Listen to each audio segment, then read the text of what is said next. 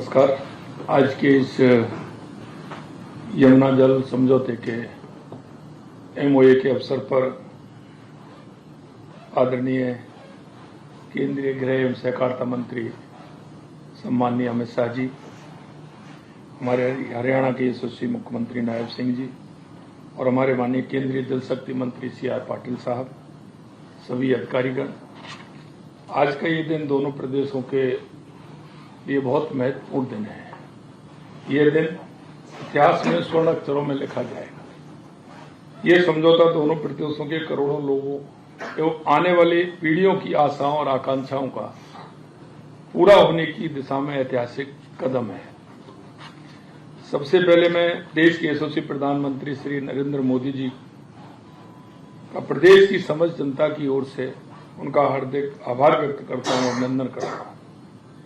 प्रधानमंत्री जी की दूरदर्शी नेतृत्व, उनकी संवेदनशीलता और सोच, सबका साथ, सबका विकास, सबका विश्वास, सबका प्रयास के मंत्र के कारण आज दशकों से लंबित यमुना जल जुड़ा एक ऐतिहासिक रूप लेने की दिशा में हम आगे बढ़े हैं।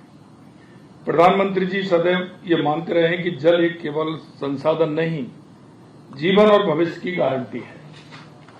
इसका सबसे बड़ा उदाहरण मैं जरूर इस समय देना चाहूंगा नर्मदा का, क्योंकि जब माननीय हमारे प्रधानमंत्री जी गुजरात के मुख्यमंत्री थे तो राजस्थान से किसी भी प्रकार की कोई यमुना जल के लिए डिमांड नहीं थी, लेकिन उन्होंने जो परियोजना बनाई थी और राजस्थान की स्थिति को देखा था, क्योंकि राजस्थान की स्थिति गुजरात भी अच्छी तरह से जानते हैं, हरियाणा वाले भी अच्छी तरह से जानते हैं कि वहां के लोगों का अधिकतर जो पलायन हुआ वो पानी के कारण हुआ।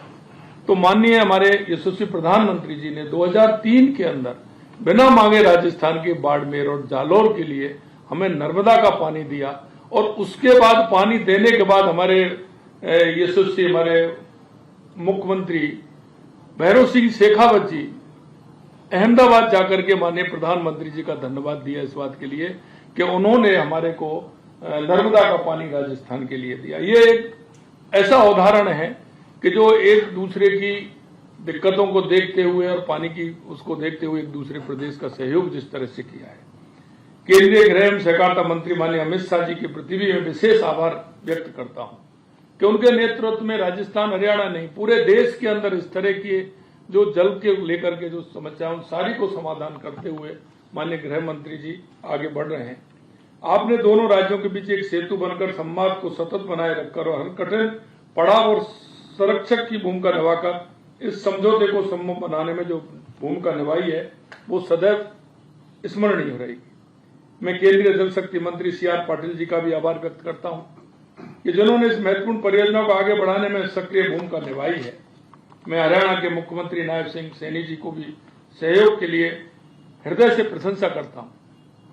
निश्चित रूप से राजस्थान की जनता इस बात को याद रखेगी, क्योंकि राजस्थान में पानी की जो समस्या है वो आप सभी से किसी से छुपी हुई नहीं है।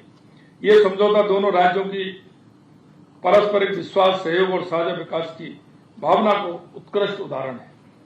सच्चे अर्थ में टीम इंडिया की भावना का प्रतिबिंब है, जहां राज्य आपस में प्रतिस्पर्धी नहीं, सहयोगी बनकर राष्ट्र निर्माण में भागीदारी बनते हैं। हरियाणा और राजस्थान के संबंध केवल भौगोलिक सीमाओं तक सीमित नहीं है, हमारी सांस्कृतिक जड़ें जुड़ी हुई हैं, हमारी बोलियां, हमारी परंपराएं, हमारी लोक संस्कृति, हमारी सामाजिक सरोकार सदियों से एक दूसरे से जुड़े हैं। दोनों राज्यों के लोग हर सुख दुख में एक दूसरे का साथ निभाया। यह समझौता उस आत्मीय संबंध को और अधिक दृढ़ करने वाला एक ऐतिहासिक अध्याय सिद्ध होगा। मुझे प्रसन्नता है कि फरवरी 2024 में नई दिल्ली में हुए हस्ताक्षर के साथ इस 3 दशक पुरानी प्रतीक्षा का अंत हुआ है। इस समझौते के अंतर्गत हथनीकुंड बैराज से भूमिगत पाइपलाइन के माध्यम से जल राजस्थान लाया जाएगा। इस पाइपलाइन से न सिर्फ शेखावाटी क्षेत्र बल्कि हरियाणा में भी 10 स्थानों पर पेयजल उपलब्ध होगा। इसके साथ बनने वाली सड़क से हरियाणा में भी खुशहाली आएगी। इससे न केवल आमजन के जीवन स्तर में सुधार होगा, बल्कि क्षेत्र के आर्थिक, सामाजिक, औद्योगिक विकास को भी गति मिलेगी। इस क्षेत्र में पेयजल और सिंचाई दोनों की दृष्टि से एक नए युग में प्रवेश करेगा। मैं माननीय प्रधानमंत्री नरेंद्र मोदी जी के नेतृत्व में केंद्र सरकार प्रदेशों को जल आत्मनिर्भर बनाने के लिए निरंतर सहयोग प्रदान कर रही है, चाहे वो राजस्थान, मध्य प्रदेश, पूर्वी राजस्थान नहर परियोजना से जुड़ी रामजल सेतु लिंक परियोजना हो अथवा हर घर जल नल से शुद्ध जल पहुंचाने का मिशन हो। और यह तभी संभव हुआ है जब केंद्र और राज्य सरकार में डबल इंजन की सरकार हो। डबल इंजन सरकार का अर्थ बिना विलंब के निर्णय, बिना बाधा के क्रियान्वयन और जन कल्याण के संकल्प में पूर्ण समन्वय।